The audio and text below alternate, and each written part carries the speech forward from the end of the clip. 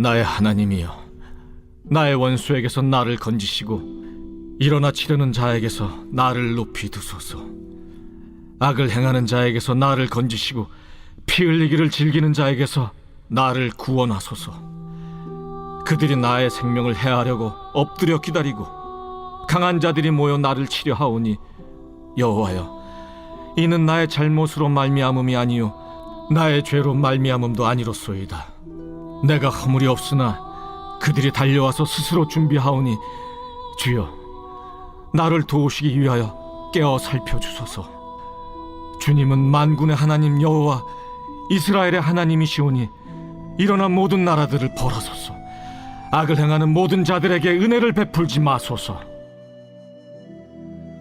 그들이 점으로 돌아와서 개처럼 울며 성으로 두루다니고 그들의 입으로는 악을 토하며 그들의 입술에는 칼이 있어 이르기를 누가 들으리요 하나이다.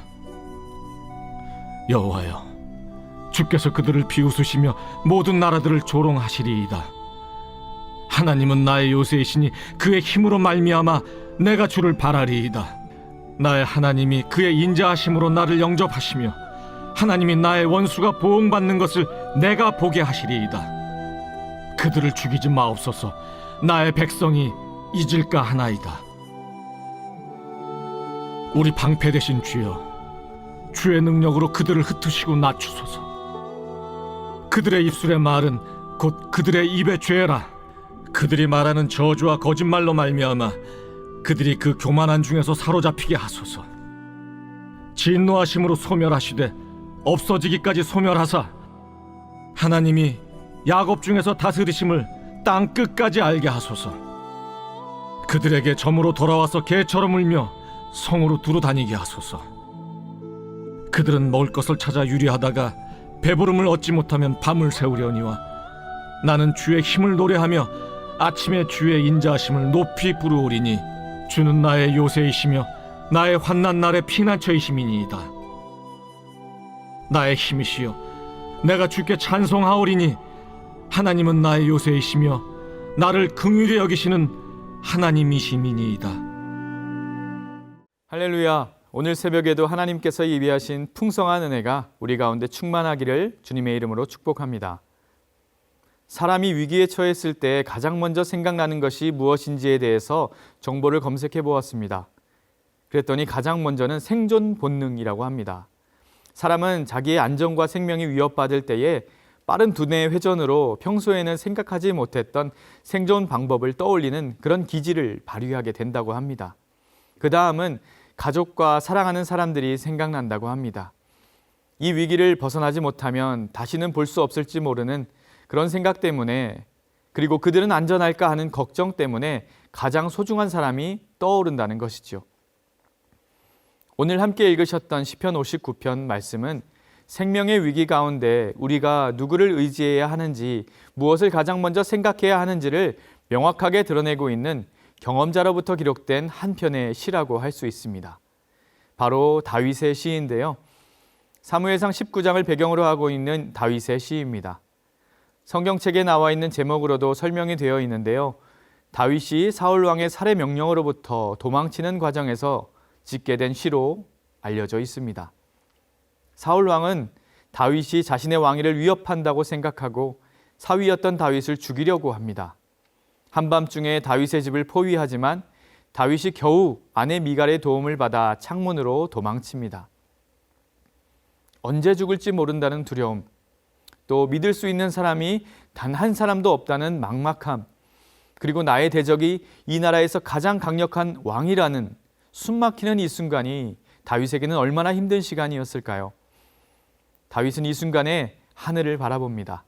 그리고 오늘 한 편의 시, 한 편의 기도를 하나님께 올려드립니다. 1절과 2절의 말씀입니다. 나의 하나님이여, 나의 원수에게서 나를 건지시고 일어나 치려는 자에게서 나를 높이 드소서.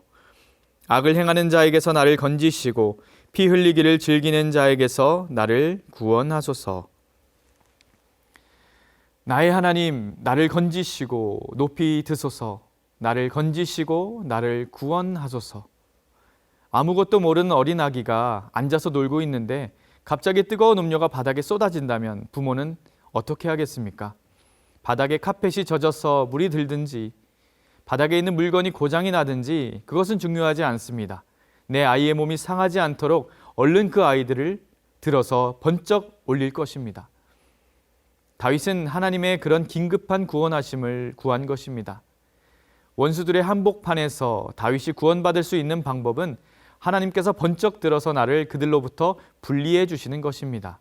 그리고 안전한 하나님의 품 안에서 지켜주시는 것이었습니다. 우리 인생의 위기에도 긴급함에도 하나님을 가장 먼저 찾는 이런 믿음이 우리에게 있기를 소망합니다. 다윗의 외침과 같이 하나님이 아니라 나의 하나님 하고 부를 수 있는 하나님과 우리 사이의 사랑과 신뢰가 풍성하기를 주님의 이름으로 축복합니다. 그렇게 나를 구원해 주실 하나님 아버지가 계신다는 사실이 우리에게 크고 놀라운 위로가 될 것이며 누군가는 자포자기하고 주저앉을 때에 살아갈 길을 발견해내는 완전히 다른 은혜가 될 것입니다. 이어서 3절과 4절 말씀을 보시겠습니다. 그들이 나의 생명을 해하려고 엎드려 기다리고 강한 자들이 모여 나를 치려 하오니 여호와여 이는 나의 잘못으로 말미암음이 아니요 나의 죄로 말미암음도 아니로소이다.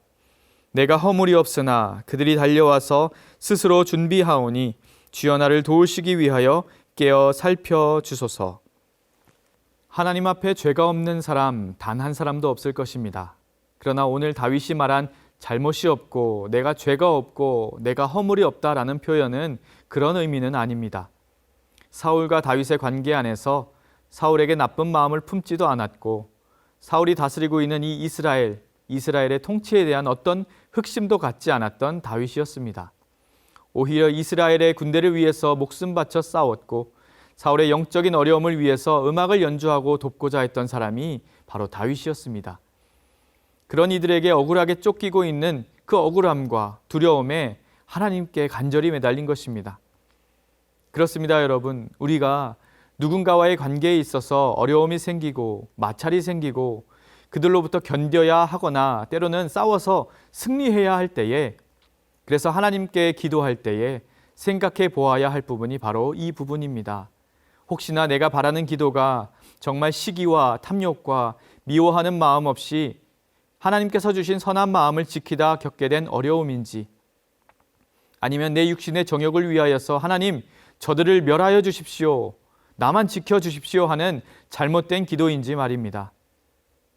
하나님이 나의 하나님이라 여기며 나의 불의한 일에 하나님을 끌어들여 승리하려는 어리석음을 우리에게 없는지 한번 돌아보아야 할 것입니다. 악한 마음으로 사울과 사울의 싸움이 된다면 하나님은 그 어떤 쪽에서도 편을 들어주지 않으실 것입니다. 사랑하는 여러분, 우리가 긴박함 또 간절함, 애타는 마음을 가지고 기도한다 할지라도 기도하는 나의 마음의 중심이 하나님 들으시기에 고개를 끄덕일 수 있는 그런 점검, 우리의 믿음 생활이 참 중요한 일인 것입니다. 하나님께서 나의 하나님 되어 주셨다면 우리 또한 하나님의 자녀다운 생각과 마음을 갖추기를 힘쓰고 애쓰는 저와 여러분 되셔서 하는 기도마다 하나님이 다 들으시고 속히 응답해 주시는 은혜를 풍성하게 누리시는 저와 여러분 될 수 있기를 주님의 이름으로 축복합니다. 이어서 7절과 8절 말씀을 보겠습니다. 그들의 입으로는 악을 토하며 그들의 입술에는 칼이 있어 이르기를 누가 들으리요 하나이다. 여호와여 주께서 그들을 비웃으시며 모든 나라들을 조롱하시리이다. 하나님이 나의 하나님 되시고 기도하는 우리가 온전한 마음으로 하나님을 의지할 때에 우리는 반드시 구원의 응답을 받을 것이고 하나님은 구원을 넘어서 원수의 칼을 치실 것입니다. 그 비결이 어디에 있습니까? 그것은 7절에 그들의 말에서 발견할 수 있습니다. 바로 누가 들으리요 하는 말입니다. 하나님이 얼마나 강하신지를 알지 못하는 악인들의 어리석은 말입니다.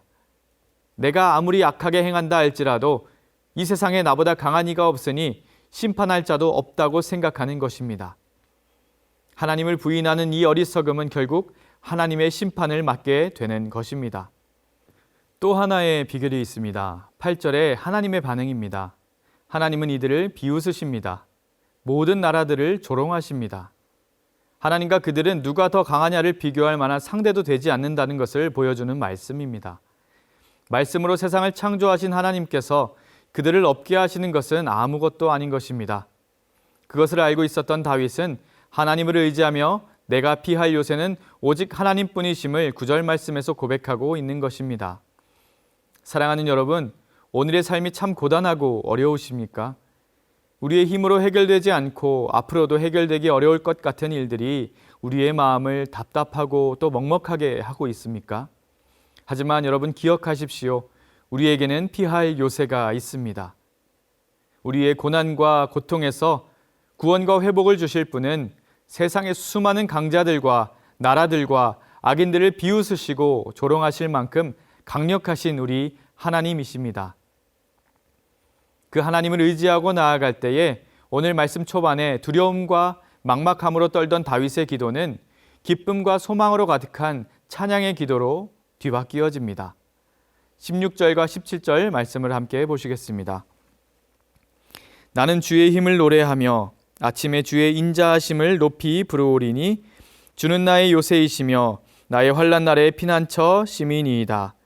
나의 힘이시여 내가 주께 찬송하오리니 하나님은 나의 요새이시며 나를 긍휼히 여기시는 하나님이 시민이이다. 아멘. 여러분, 우리의 요새와 피난처 되시는 하나님을 함께 찬송하시는 오늘 하루 되시기를 축복합니다. 하나님을 나의 하나님이라 부르고 구원하실 하나님을 신뢰하면서 끝까지 기도할 때에 하나님께서는 반드시 하나님의 때에 사방으로 막힌 우리 인생에 등장하실 것입니다. 그리고 우리를 번쩍 들어 올려 주실 것입니다. 그리고 악한 세상에 승리하는 믿음의 사람으로 또한 세워주실 것입니다. 그 놀라우신 하나님을 의지하며 주어진 오늘 하루를 믿음으로 승리하며 살아가는 저와 여러분 될 수 있기를 주님의 이름으로 축복합니다. 기도하겠습니다. 은혜로우신 하나님, 하나님을 나의 하나님이라고 고백할 수 있는 것이 얼마나 큰 은혜인지 모릅니다. 늘 우리의 삶을 주와 동행하며 교제하는 기쁨 가운데 있게 하시고 삶의 크고 작은 어려움 속에서 가장 먼저 주님을 찾는 참된 성도의 삶을 살게 하여 주시옵소서. 그래서 우리를 안아주시고 들어 세워주시고 구원하여 주시는 하나님의 놀라우신 동행을 경험하는 우리의 인생 되게 하여 주시옵소서. 오늘 하루도 그 은혜 누리는 감격의 하루가 되게 하여 주실 것을 믿고 감사드리며 살아계신 예수 그리스도의 이름으로 기도드립니다. 아멘.